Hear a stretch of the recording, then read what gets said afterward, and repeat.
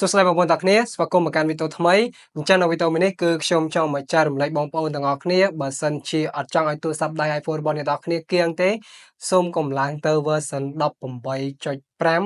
beta 3ឲ្យសោះហើយសម្រាប់បងប្អូនទាំងគ្នាដែលគាត់កំពុងតែគៀងនៅលើ version 18.4.4.2 official ហ្នឹងគឺអ្នកទាំងអស់គ្នាអាចដំឡើងបានហើយដំឡើងមកជាប្រភេទ version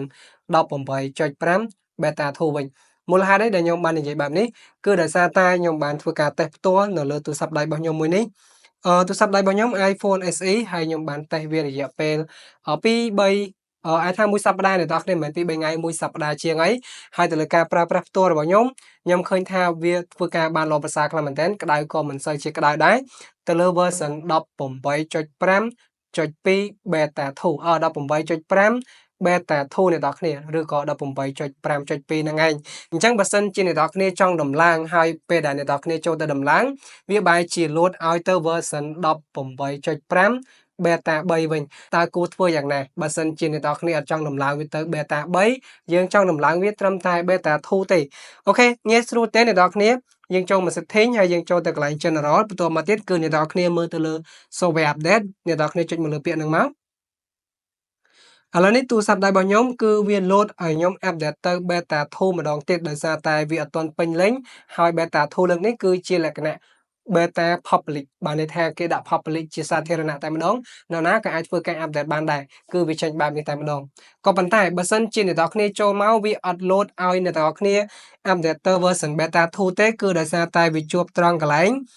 iOS 18 developer beta បានន័យថាគឺអ្នកនរគ្នាជួបជាមួយនឹងមុខងារ developer គឺជាមុខងារ test សាកល្បងដំបូងពេលដែលអ្នកនរគ្នាចូលមកធ្វើការ update គឺវានឹង load ឲ្យអ្នកនរគ្នា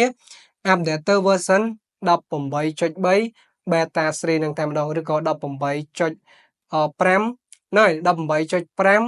beta 3នឹងឯអ្នកនរគ្នាអញ្ចឹងដើម្បីអាចធ្វើការ update version official beta 2បានគឺអ្នកនរគ្នាចុចបិទវាកន្លែងហ្នឹងមក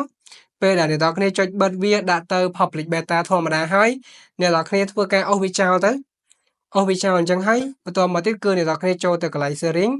ចូលទៅកន្លែង general ហើយអ្នកនរគ្នាមើលទៅលើ software update ដដែលបន្តមកទៀតគឺវានឹង load ឲ្យអ្នកនរគ្នាធ្វើការ update ទៅ version beta 2ជាធម្មតាអ្នកនរគ្នាអញ្ចឹងបើសិនជាទូរស័ព្ទដៃកំពុងតែគៀងឈរនៅលើ version 18.4 version official គៀងសេវា slow ទាក់អីហ្នឹងគឺអ្នកនរគ្នាអាចសាកល្បងមក version 18.5 beta 2បានខ្ញុំធានាថាល្អប្រើខ្លាំងមែនតើហើយសម្រាប់បងប្អូនទាំងគ្នាដែលកំពុងតែឈរនៅលើ version 18.5 beta 2ស្រាប់កុំភ្លេចធ្វើការ comment នៅខាងក្រោមវីដេអូអញ្ចឹងទៅលើការចែករំលែករបស់ខ្ញុំមានតែប៉ុណ្្នឹងទេអរគុណច្រើនបើសិនជាអ្នកទាំងគ្នាកំពុងតែមានតម្រូវការទូរស័ព្ទដៃមិនថា iPhone iPad កុំភ្លេចជាមួយនឹង Hello ទូរស័ព្ទដៃ The Win Store ដែលគាត់គឺមានលក់ជាមួយទូរស័ព្ទដៃ iPhone គ្រប់ model series តែម្ដងមិនតែប៉ុណ្ណោះគាត់ក៏មានទិញដាច់វាយដូរនិងបង់រំលោះផងដែរធានាថាតម្លៃល្អបើសិនជាចង់បានអាចឆែកបានសម្រាប់ page គឺខ្ញុំបានដាក់នៅខាងលើ description អរគុណច្រើនបើសិនជាចូលចិត្តជាមួយនឹងវីដេអូមួយនេះកុំភ្លេច like និង share យើងជួបគ្នាជាមួយនឹងវីដេអូក្រោយទៀតបាយបាយ